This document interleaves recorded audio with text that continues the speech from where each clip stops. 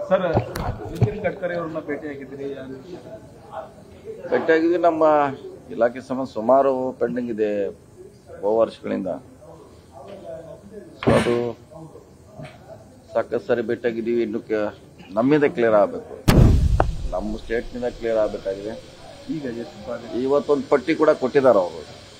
So ಇದೆಲ್ಲ ನಿಮ್ಮ ಸ್ಟೇಟ್ನಲ್ಲಿ pending ಇದೆ ಅಂತ. ಸೊ ಅದನ್ನ ಈಗಾಗಲೇ ಇತ್ಯರ್ಥ ಮಾಡಲಿಕ್ಕೆ ಸುಮಾರು ಸಭೆಗಳನ್ನು ಮಾಡಿದ್ದೀವಿ. ಆದರೂ ಕೂಡ ಇನ್ನೂ ಕೆಲವು ಬಾಕಿ ಇದೆ. ಸೊ ತಕ್ಷಣ ಸಭೆ ಮಾಡಿ ಅದನ್ನು ಇತ್ಯರ್ಥ ಮಾಡ್ತೀವಿ. ಒಂದೇ ಸಾರಿ ಆಗಲ್ಲ, ಅದು 3-4 ಸಭೆ ಮಾಡಿ ಅದನ್ನು ಅವ್ರಿಗೆ ಹ್ಯಾಂಡ್ ಓವರ್ ಮಾಡುವಂಥ ಪ್ರಯತ್ನ ಮಾಡ್ತಾ ಇದ್ದೀವಿ. ಸರ್, ಈ ಟನಲ್ ರೋಡ್ ಟನಲ್ ರೋಡ್ ಇಲ್ಲ, ಅದು ಸ್ಟೇಟ್ ಗೌರ್ಮೆಂಟ್ ಡಿಸಿಷನ್ ತಗೋಬೇಕಷ್ಟೇ. ಅದು CM ಅವರ ನೇತೃತ್ವದಲ್ಲಿ ಚರ್ಚೆ ಆಗಬೇಕಾಗಿದೆ. ಸೊ ಅಲ್ಲಿ ಮಾತ್ರ ಬಾಕಿ ಇದೆ. ರಾಷ್ಟ್ರೀಯ ಹೆದ್ದಾರಿಗೆ ಯಾವ್ದ್ರೆ ಅದೇ ರಾಷ್ಟ್ರೀಯ ಹೆದ್ದಾರಿ ಯಾರು ಮಾಡ್ಬೇಕಂತ ಡಿಸಿಷನ್ ಸರ್ ರಾಜ್ಯ ಸರ್ಕಾರ ಮಾಡಬೇಕು. ನಾವು ಬೇರೆ ಏಜೆನ್ಸಿ ಮಾಡಬೇಕಾ ಅಥವಾ ರಾಷ್ಟ್ರೀಯ ಹೆದ್ದಾರಿ ಮಾಡಬೇಕು ಅನ್ನೋದು ಅಂತಿಮವಾಗಿ ನಮ್ಮ ರಾಜ್ಯ ಸರ್ಕಾರ ತೀರ್ಮಾನ ಮಾಡಬೇಕು. ಇನ್ನೂ ತೀರ್ಮಾನ ಆಗಿಲ್ಲ. ಇವ್ರ ಇಂಟ್ರೆಸ್ಟ್ ಇದ್ದಾರೆ ಸರ್? ಯಾರೇ ಸೆಂಟ್ರಲ್ ಹೇಳಿದಾರಲ್ಲ, 2-3 ಸಾರಿ ನಮ್ಗೆ ಹೇಳಿದ್ದಾರೆ. CM ಮುಂದೆ ಹೇಳಿದ್ದಾರೆ, ಪ್ರಸ್ತಾಪ ಮಾಡಿದ್ದಾರೆ. ಸೊ ಈಗಾಗಲೇ ಪ್ರಸ್ತಾಪ ಮಾಡಿದ್ದಾರೆ 2-3 ಸಾರಿ. ಮಲ್ಲಿಕಾರ್ಜುನ್ ಖರ್ಗೆ ಅವರು ವೇಣುಗೋಪಾಲ್ ಅವ್ರನ್ನ ಭೇಟಿಯಾಗಿದ್ದೀರಿ.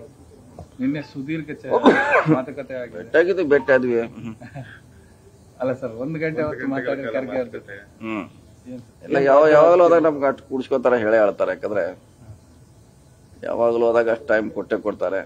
ಹೇಳಿದ್ನಲ್ಲ, ಎಲ್ಲ ಇಡೀ ಬೀದರ್ನಿಂದ ಹಿಡಿದು ಚಾಮರಾಜನಗರವರೆಗೆ ನಿಪ್ಪನವರೆಗೆ ಸುತ್ತ ಹಾಕಿ ಚರ್ಚೆ ಆಗಿ ಆಗ್ತದೆ. ಅಲ್ಲ, ರಾಜ್ಯದ ವಿದ್ಯಮಾನಗಳ ಬಗ್ಗೆ ಅದೇ ಹೇಳಿದಲ್ಲ, ಅದೇ ಸಮುದಾಯದ ನಾಯಕರ ಸಭೆ ಸೇರೋ ವಿಚಾರ ಇರ್ಬೋದು, ಎಲ್ಲಾ ಚರ್ಚೆ ಯಾವಾಗಲೂ, ಈಗಷ್ಟೇ ಅಲ್ಲ, ಯಾವಾಗಲೂ ಹೋದ್ರೆ ನಮ್ ಜೊತೆ ಬಹಳ ಮುಕ್ತವಾಗಿ ಚರ್ಚೆ ಮಾಡ್ತಾರೆ. ನಿನ್ನೆ ಕೂಡ ನಮ್ ಜೊತೆ ಬಹಳಷ್ಟು ಚರ್ಚೆ ಮಾಡಿದ್ದಾರೆ. ಅದು ಕೂಡ ಚರ್ಚೆ ಆಗಿದೆಯಾ? ಸಮಾವೇಶ ಮಾಡಬೇಕು ಅನ್ಕೊಂಡಿದ್ರಲ್ಲ, ಅದಕ್ಕೇನು ಪರ್ಮಿಷನ್ ಅಂತ ಕೇಳಿದ್ರು? ಇಲ್ಲ, ಅದು ಚರ್ಚೆ ಆಗಿಲ್ಲ. ಅದು ಯಾವ್ದು ಚರ್ಚೆ ಆಗಿಲ್ಲ. ಒಟ್ಟಾರೆಯಾಗಿ ಜನರಲ್ ಆಗಿ ನಮ್ಮ ರಾಜ್ಯದ ಬಗ್ಗೆ ಚರ್ಚೆ ಮಾಡಿ. KPCC ಅಧ್ಯಕ್ಷ ಸ್ಥಾನದ್ದು ಅದ್ರ ಬಗ್ಗೆ ಇಲ್ಲ, ಅದು ಹೈಕಮಾಂಡ್ ನಾವು ತೀರ್ಮಾನ ಮಾಡ್ಬೇಕಷ್ಟೇ. ನಮ್ಮ ತೀರ್ಮಾನ ಅಲ್ಲ ಅದು. ಅವ್ರು ಮಾಡಿದಾಗ ಅದನ್ನ ಚರ್ಚೆ ಮಾಡೋಣ. ಈಗ ದಲಿತ ನಾಯಕರೆಲ್ಲರೂ ಕೂಡ ಒಟ್ಟಾಗಿ ಬಂದು ಹೈಕಮಾಂಡ್ ಭೇಟಿ ಆಗ್ತಾರೆ ಅನ್ನೋದು ಒಬ್ಬರೇ ಬಂದ್ರು. ಸರ್, ಈಗ ನೀವು ಒಬ್ಬರೇ ಬಂದಿದ್ದೀರಿ. ಇವತ್ತು ರಾಜಣ್ಣ ಅವರು ಬರ್ತಿದ್ದಾರೆ. ನಂದು ಬಂದದ್ದು ನನ್ನ ಕೆಲಸಕ್ಕೋಸ್ಕರ. ನಾನು ಗಡ್ಕರಿ ಅವರು ನಮ್ಮ ಕರ್ನಾಟಕ ಭವನ ಉದ್ಘಾಟನೆಗೋಸ್ಕರ. ಅಂತ ಸಂದರ್ಭದಲ್ಲಿ ನಮ್ಮ ವರಿಷ್ಠರನ್ನು ಭೇಟಿಯಾಗಿದ್ದು ಅಷ್ಟೇ. ಅವ್ರು ಬೇರೆಯವ್ರು ಬಂದಿರ್ಬೋದು, ಅವ್ರ ಇಲಾಖೆ ಕೆಲಸ ಇರ್ಬೋದು, ಬಂದಿರಬಹುದು. ಅಲ್ಲ, KC ವೇಣುಗೋಪಾಲ್ ಭೇಟಿಯಾಗಿದೆ, ಬೆಳಗ್ಗೆ ಸಿಕ್ಕಿದ್ರು ಅವರು. ಅವರು ಇದೆ ನಮ್ಮ ರಾಜ್ಯದ ಬಗ್ಗೆ ಭೇಟಿಯಾಗಿರಕ್ಕಿಲ್ಲ. ಸೊ ಚರ್ಚೆ ಮಾಡಿದ್ವಿ. ಬೇರೆ ಏನಾದ್ರು ಸಲಹೆ ಸೂಚನೆ ಎಲ್ಲ ನಾವು ಹೇಳಿದೀವಿ ಅವ್ರಿಗೆ.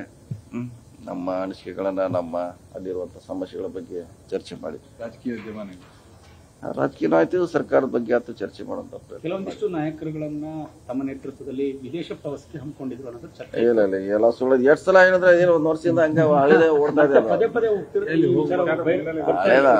ನಾವು ಹೋಗ್ಬೇಕಂದ್ರೆ ನಿಮ್ಗೆ ಹೆದರಿ ನಾವು ಹೋಗ್ತಾನೆ ಇಲ್ಲ.